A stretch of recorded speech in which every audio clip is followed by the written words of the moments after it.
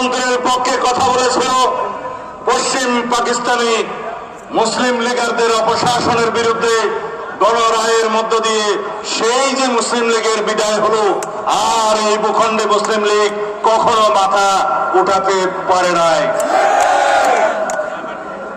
1969 সালের গণ অভ্যুত্থানের মধ্য দিয়ে পাকিস্তানের এই দেশের শাসন ক্ষমতার সমস্ত স্বপ্ন মৃত্যুবরণ করেছে। বাংলাদেশ নামক এই ভূখণ্ড প্রতিষ্ঠিত হয়েছে স্বাধীনভাবে। মুসলিম লীগ এবং পশ্চিম পাকিস্তানের খোদা হাফেজ হয়ে গেছে। কেন বললাম এই ইতিহাস? আওয়ামী লীগের ইতিহাস নিজেরাই নিজেদের দলকে দাফন করার ইতিহাস।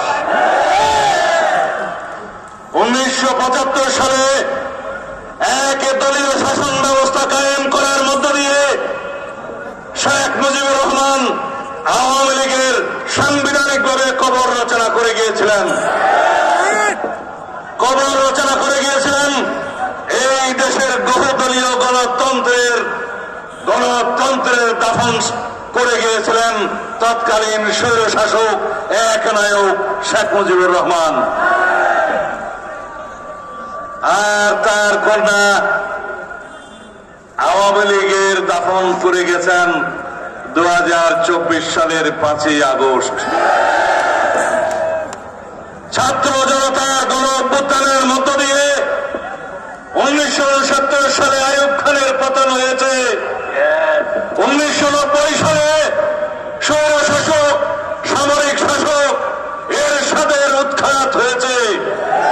2024 সালের 5ই আগস্ট স্বৈর শাসক পৃথিবীর নিকৃষ্টতম খুনি, জাতিসংঘ স্বীকৃত সবচাইতে জঘন্য হত্যাকারী, গণহত্যাকারী শেখ হাসিনার পতন হয়েছে।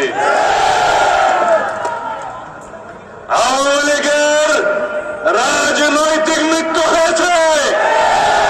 আপনারা এই সংবাদ বাংলাদেশের সমস্ত রাজনৈতিক কর্মীদের কানে কানে পৌঁছে দেবেন।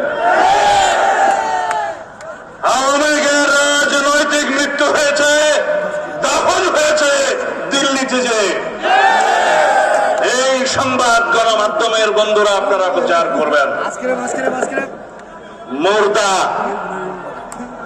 মুর্দা ফ্যাসিস্ট হাসিনা এখন কাফন পরে কথা বলছে দিল্লি থেকে। বাংলাদেশের এই গণতান্ত্রিক ময়দানে নতুন বাংলাদেশে শহীদের রক্তস্নাত এই গণ অভ্যুত্থানের পরে গণতন্ত্রের আশঙ্কা নিয়ে যে বাংলাদেশ জেগে উঠেছে, সেই বাংলাদেশে হাসিনা মাঝে মধ্যে কাফন ফুড়ে কথা বলে অস্থিরতা সৃষ্টি করতে চায়। মুর্দা কখনো কথা বললে মানায়? মুর্দা কি কখনো কথা বলে জায়েজ আছে? হাসিনার রাজনৈতিক মৃত্যু হয়েছে, নিজেই দায়ী।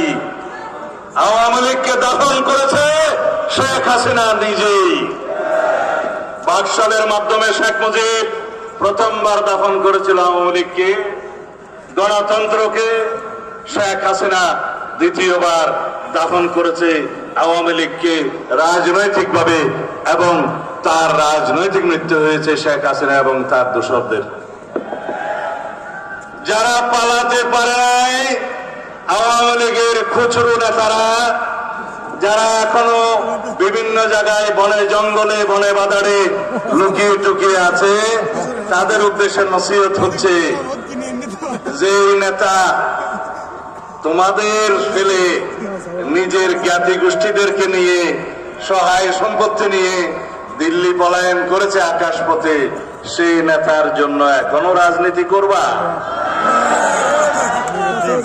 আওয়ামী লীগ কি কখনো রাজনীতি করেছে?